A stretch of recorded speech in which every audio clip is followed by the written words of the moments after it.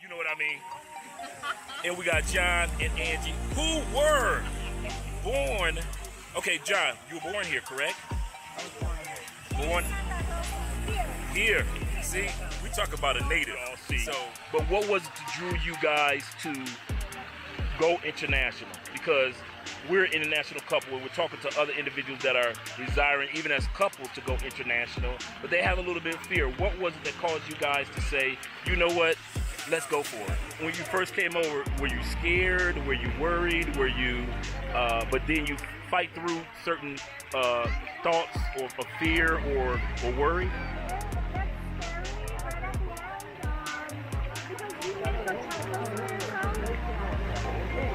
Obviously, because you have to get here. And I feel like it was kind of hard for me to let go at first because I was so used to having a steady paycheck coming in, and I was so comfortable spending the money that I didn't have, and I didn't really get to live life the way we're living it here. And that's why we did it once, and we got back to the States, and we're like, we need to do this again, and we need to really figure out a way to live our lives. Once you got back, I think being here makes you realize that the happiest people, they don't have the best of everything. They just need less to be happier. And so it really makes you appreciate, as you say, the little things. And that's something that we experience. And the U.S. made me really materialistic, you know. And I felt like I needed these material things to be happy. And being here makes you realize that instead of having those things, you can accumulate, instead of possessions, you accumulate memories. And that's something that no one can take away from you. ever.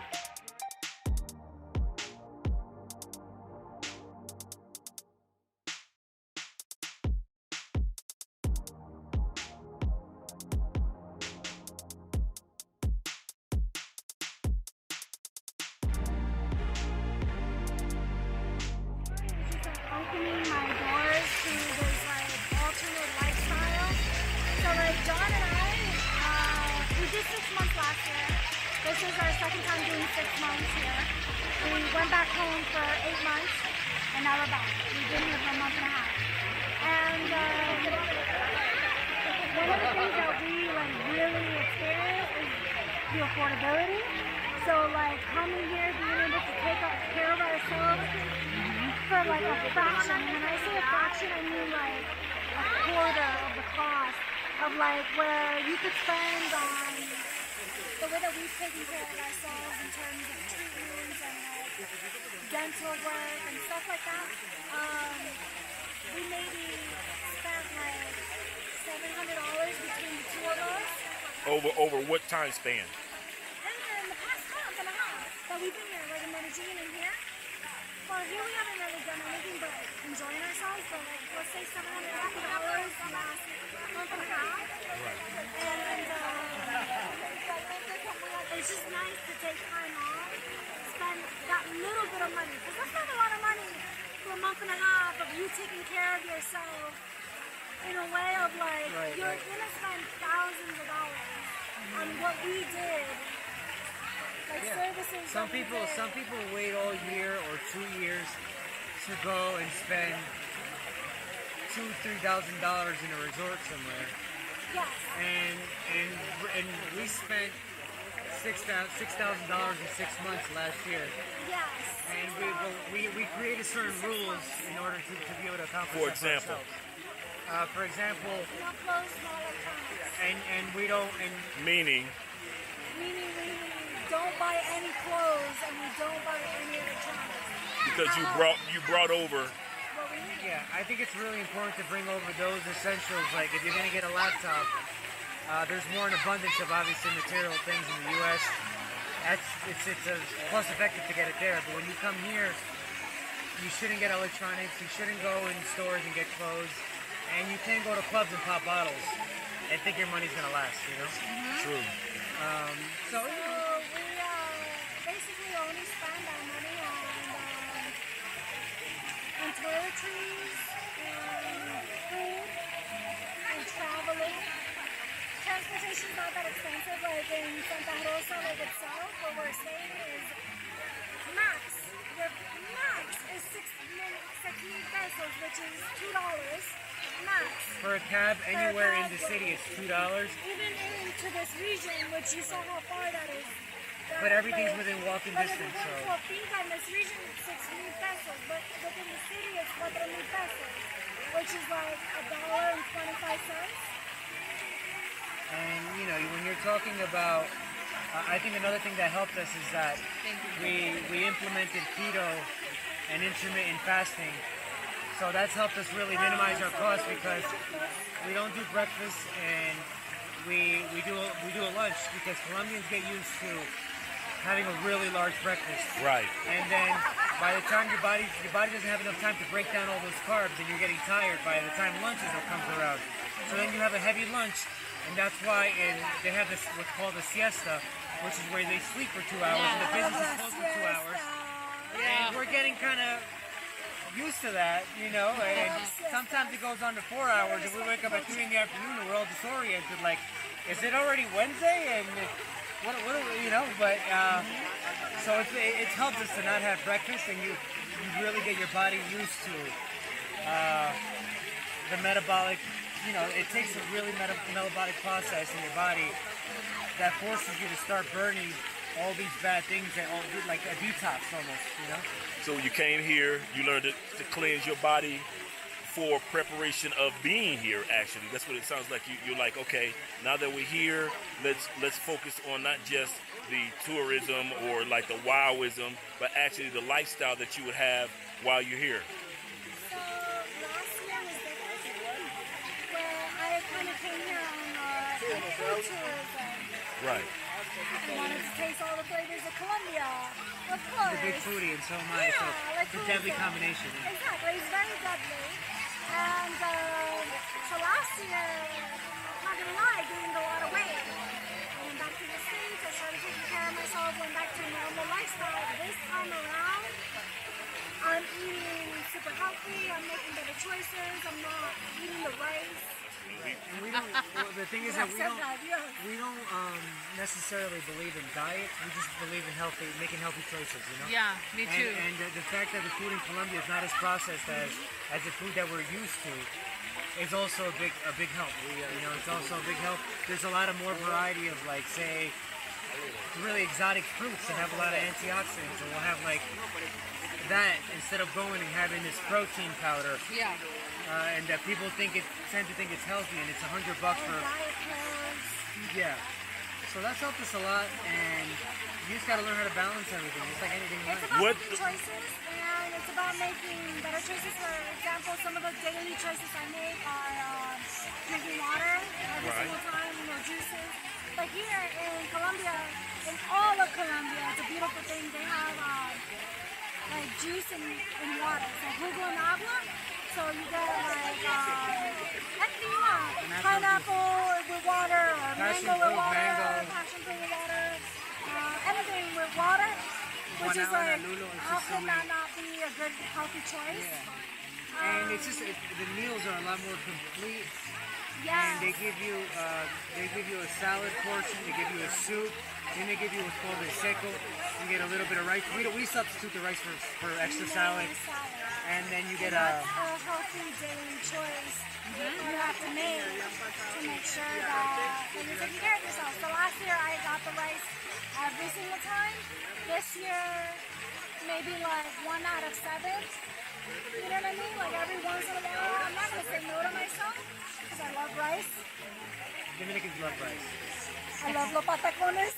Oh yeah, las tostadas. I can tell from the grocery stores in Tampa when they grab the 50-pound bag of rice, you like 50-pound bag of rice. Every Hispanic family has one of those bags in their house. So I grew up with that. We grew up with that. But now as an adult, you make better choices for yourself because you have the choice. You could do it. So now I take care of myself. If you had 3 bits of advice for a couple that wanted to go international, no matter what country they decide to go to, what would be, now that you guys have done it twice, 2 years in a row, what would be the bit of advice, at least 3 bits of advice that you would give to that couple? I would say 1, make sure that you become you're both in it together. You both have the same mindset, and that you both are willing to let go, because you have to let go of a lot of become a minimalist. You know, it's really important to let go of the material things and want to, like I said, accumulate experiences. And once you're on the same page, I would advise to it's as simple as booking a one-way, finding the cheapest one-way that you can find in the next couple of months, and then bust your ass 24/7 until that day hits, to make sure that you're not gonna have that burden of that. Once you're in Colombia, you have to let go completely of all those things that were holding you down. So spend those 3 months, 2 months, whatever time you have, to minimizing everything you have, and try to create a way to maybe leave you some residual income, even if it's little. In Colombia, very little goes a long way. You know how to manage it properly. Yeah, like do like a favor for somebody, like pay you $100 a week or whatever favor that is. Yeah.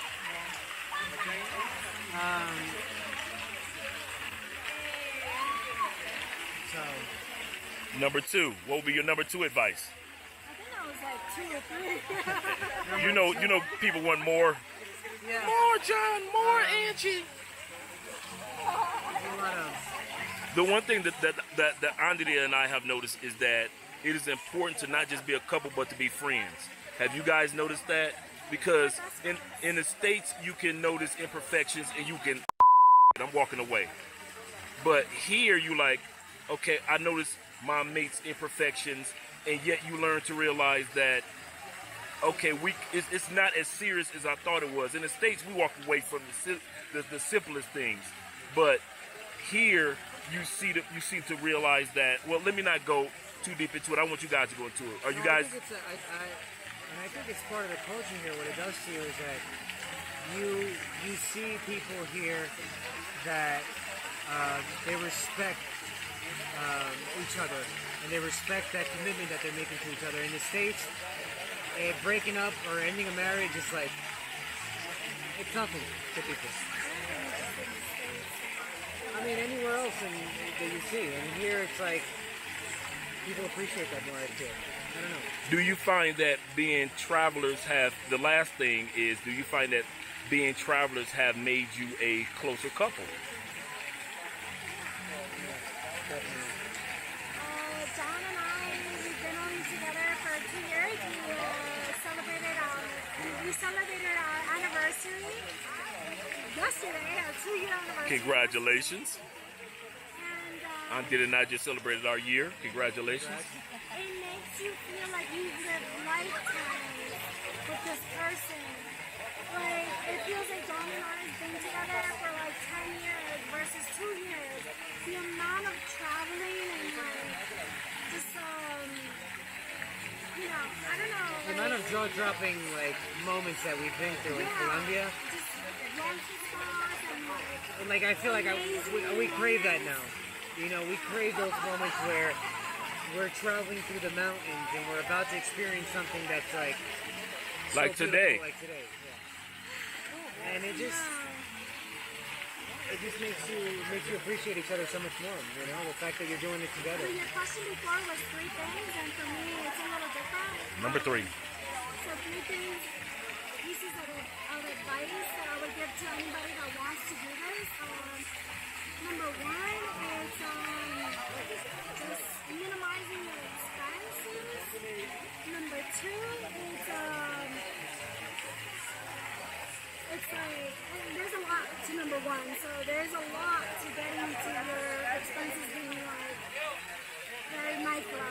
And then number 2 is don't let anyone, not one person, not your mom, not your cousins, not your best friend, nobody, don't let them change your decision, not even a little bit, because every single person, the majority of them will be like, you are crazy. And it's because it reflects on something. When people can accomplish something themselves, they want to give it that negativity. That's the reason. It's just also a cultural thing. It's not normal. So because it's not normal, they're going to tell you are crazy because you're not normal.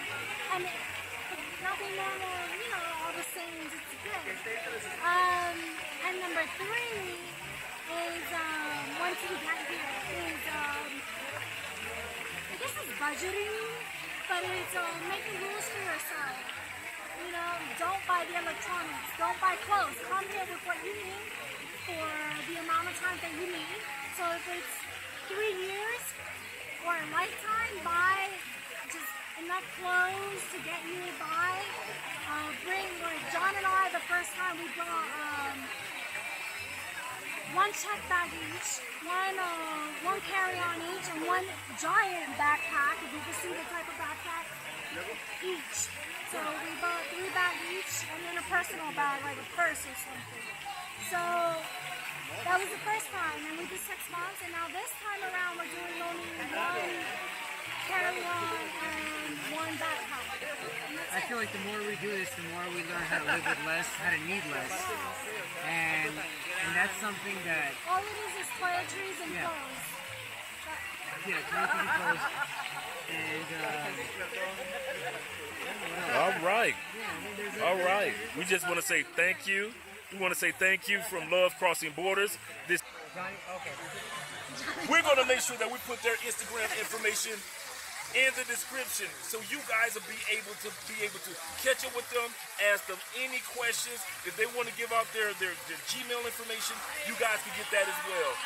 And for all those that support and follow and encourage love when you have to sometimes cross borders, when you don't have to, when you do, realize love crossing borders is not just falling in love with a person when you cross borders, but some of you cross borders to fall in love with a location, fall in love with opportunity, fall in love with a culture.